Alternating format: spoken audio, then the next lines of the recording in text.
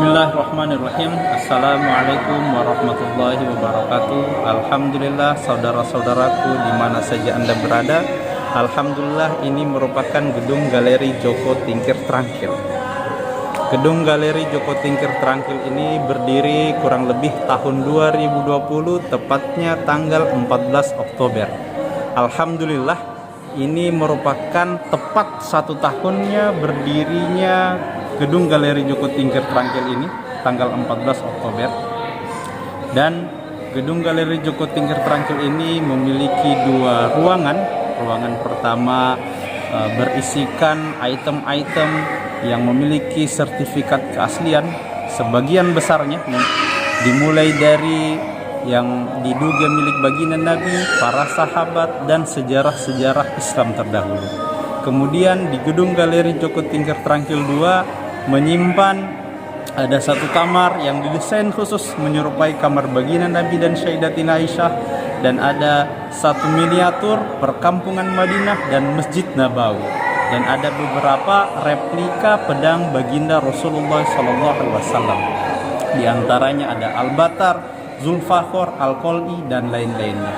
Kemudian alhamdulillah saudara-saudaraku, Gedung Galeri Joko Tingkir Trangkil ini dibuka mulai pukul 8 pagi sampai pukul 11 siang. Kemudian istirahat, dibuka lagi pukul 1 siang sampai pukul 4 sore. Nah, alhamdulillah saudara-saudaraku bisa berkunjung ke sini ya. Sekian, terima kasih. Assalamualaikum warahmatullahi wabarakatuh.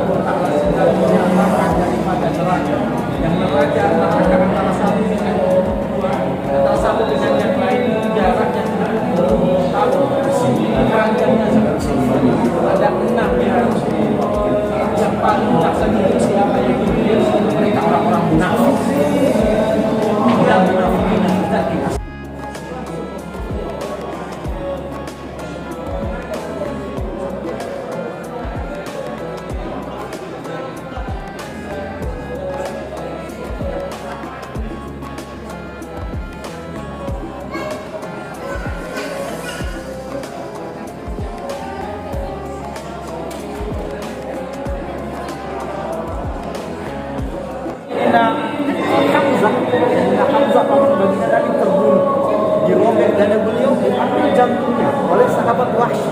Sahabat Wahsy masih kafir ya, disuruh oleh Hindu. Maka disinilah terjadi kekalahan umat Islam. Pertama perang Badar,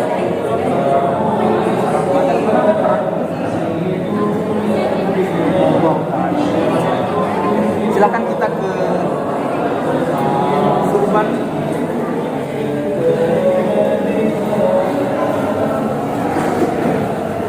Dan Kopia yang milik Imam Syafi'i rahmatullah alaih. Beliau adalah imam mazhab kita, dan istimewanya Imam Syafi'i, beliau adalah satu-satunya imam mazhab yang masih memiliki garis keturunan dari baginda Nabi. Beliau masih Ahlul Bait. Beliau lahir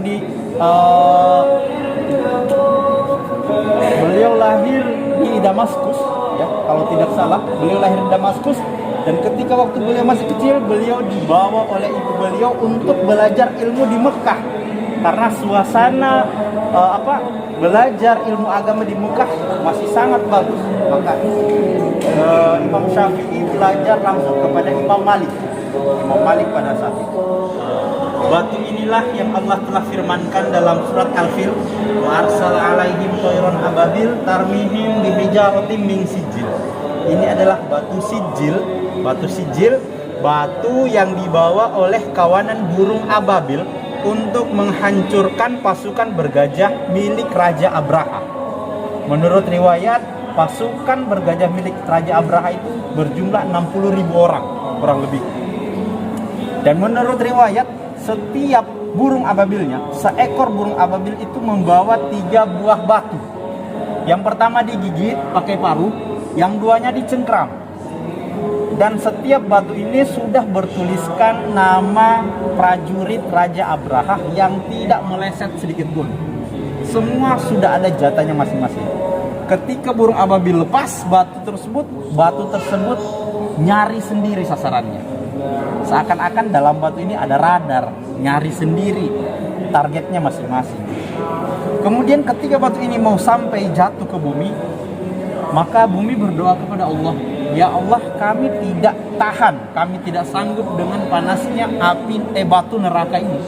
Maka ketika batu ini sudah kena target, ya, prajurit Raja Abraha, ketika sudah mau jatuh ke bumi, Allah cabut sifat panasnya batu ini.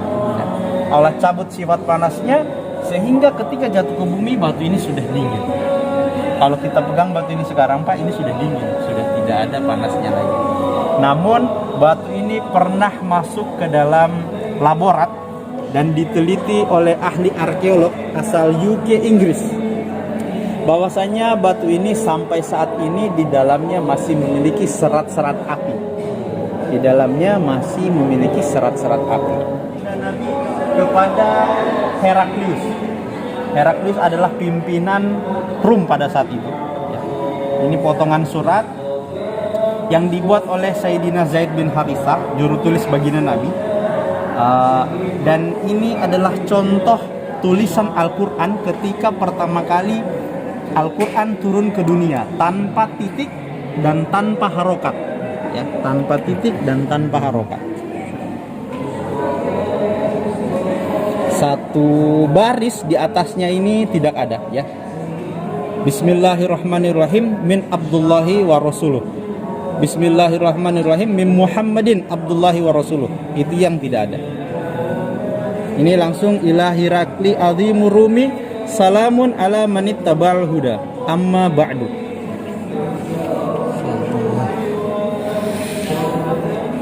Seni kerajinan dari Iran.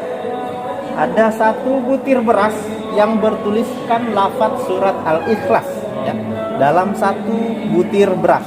Ini bukan kun fayakun, jadi payah, bukan. Tapi ini merupakan satu butir beras yang ditulis oleh ahli kerajinan, ya. Dahulu beras ini dibuat di Iran, ya, umurnya sudah 100 tahun.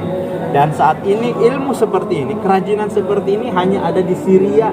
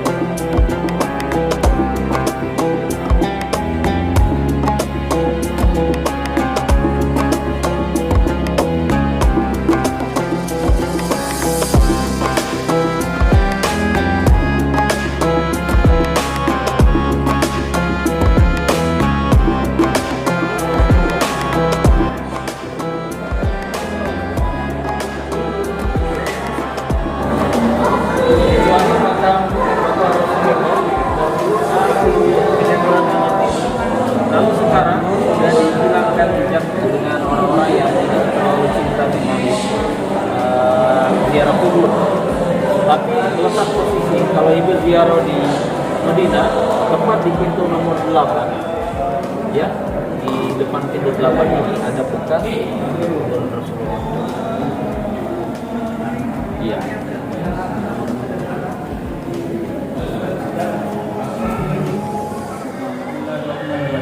Alhamdulillah ya. Ini merupakan replika kamar baginda Rasulullah SAW dan Sayyidatina Aisyah radhiyallahu anha, ya, dibuat berdasarkan referensi dari dalam kitab. Jadi apa saja yang ada di dalam kamar ini dan bagaimana bentuknya, modelnya sudah sama seperti yang dari dalam kitab. Hanya saja kalau ukuran itu tidak sama, tidak sesuai karena ini hanya mengkondisikan kondisi bangunan.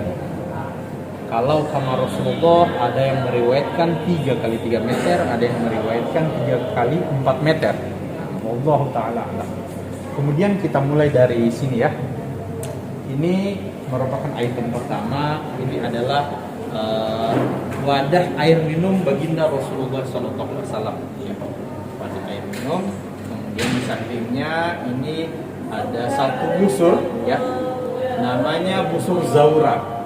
Busur Zaura ini suatu ketika ada satu orang sahabat melihat baginda Nabi ketika menjadi khotib, ketika sholat Jumat, beliau menggunakan busur Zaura ini sebagai tongkat, ketika khutbah.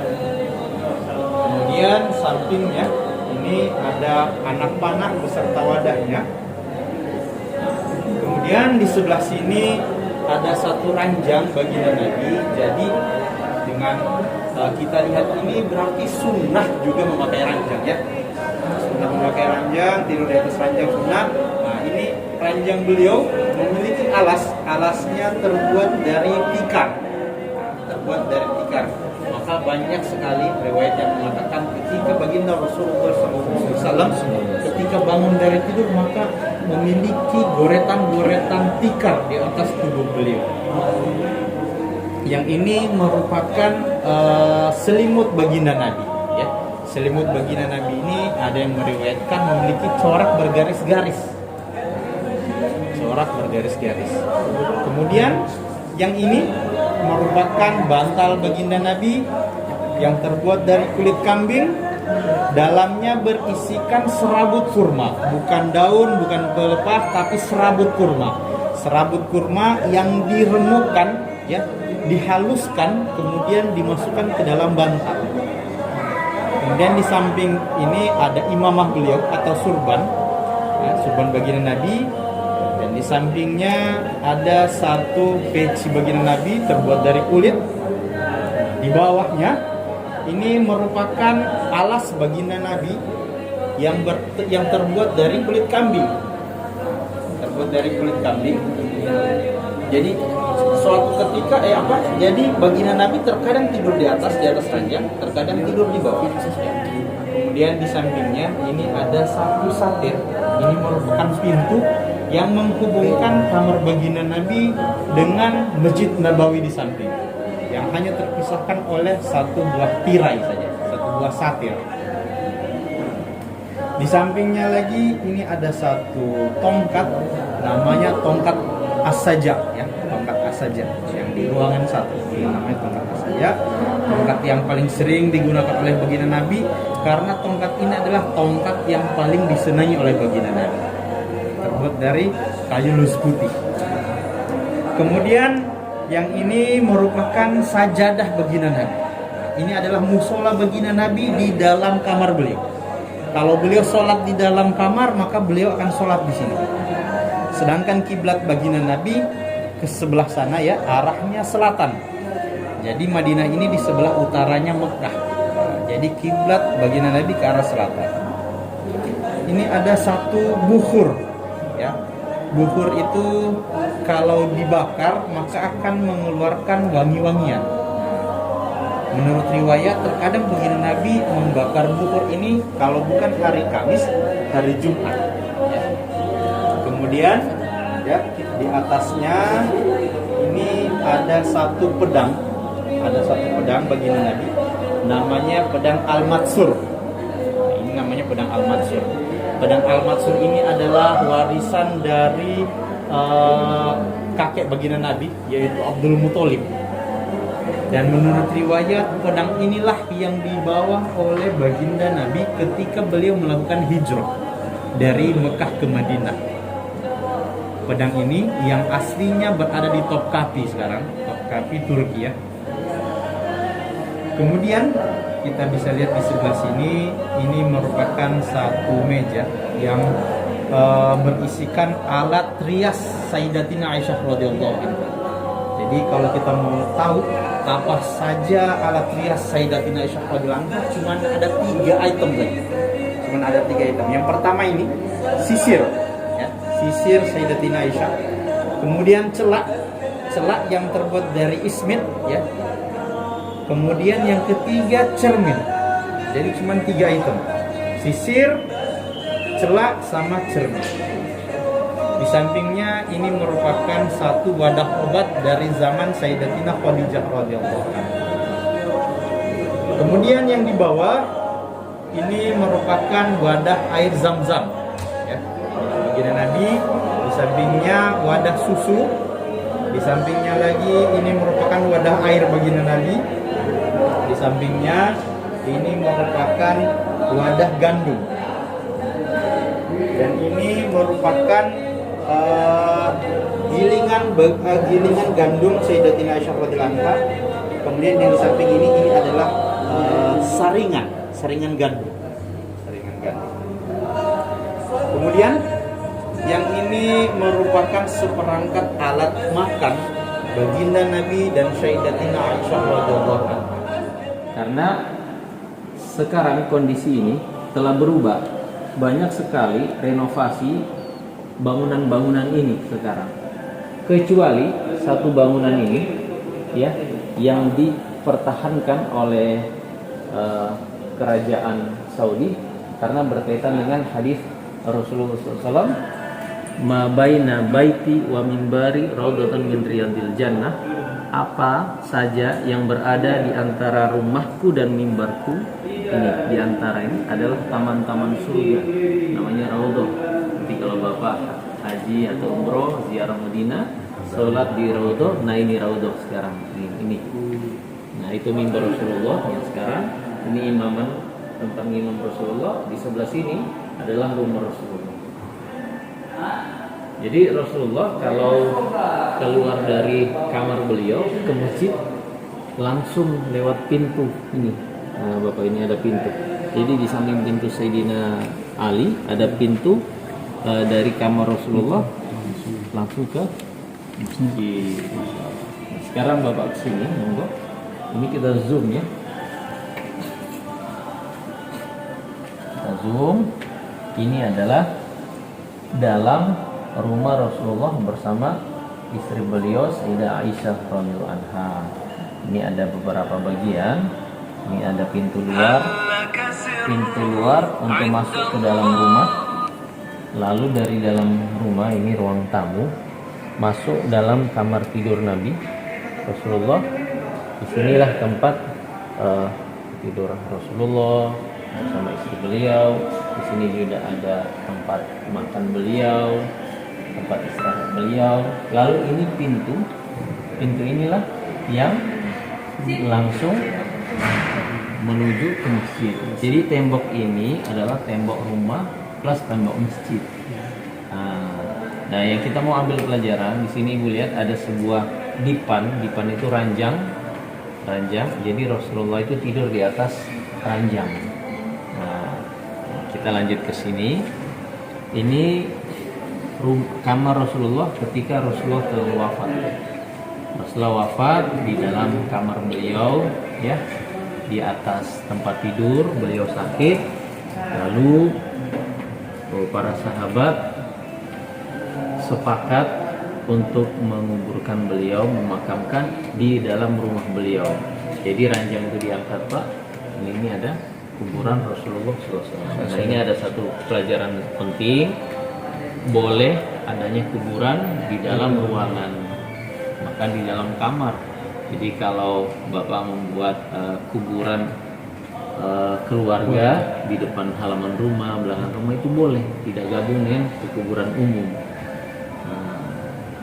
Lalu beberapa tahun kemudian sahabat terdekat beliau Sayyidina Abu Hurairah, Sayyidina Abu Bakar radhiyallahu anhu wafat, plus adalah mertua beliau, ya, bapak daripada Sayyidah Aisyah. Nah, dikubur di samping Rasulullah. Ini Sayyidina Abu Bakar, lalu ini Rasulullah. Lalu di antara Rasulullah dan Sayyidina Abu Bakar itu ada satu calon kuburan, ada warna hitam ini Pak, kotak. Itu kuburan, calon kuburan untuk Nabi Isa alaihissalam. Ini Nabi Isa akan turun dari langit, kemudian memberantas, menghilangkan seluruh kebatilan di muka bumi. Puncaknya Nabi Isa akan membunuh pimpinan kekafiran, yaitu Dajjal di Palestina. Lalu beliau wafat, dikuburkan di antara Sayyidina Abu Bakar dan Rasulullah. Ketika Rasulullah wafat, Sayyidina Aisyah ini tetap tidur di dalam kamar, Masya Allah. Jadi tidur di samping kuburan Rasulullah. Oh, ini cinta setia, cinta abadi ini ya. Jadi kalau bapak mau wasiat sama istri juga boleh. Nanti kalau bapak duluan, nanti tidur di samping kubur bapak ya. Aduh. Baik, lalu ini beberapa tahun kemudian Sayyidina Umar wafat, dikuburkan juga di dalam kamar Rasulullah. Jadi sini ada 3 kuburan, Sayyidina Umar, Sayyidina Abu Bakar, dan Rasulullah.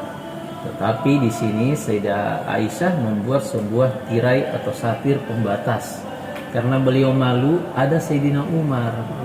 Sayyidina Umar itu bukan kerabat famili beliau, orang lain.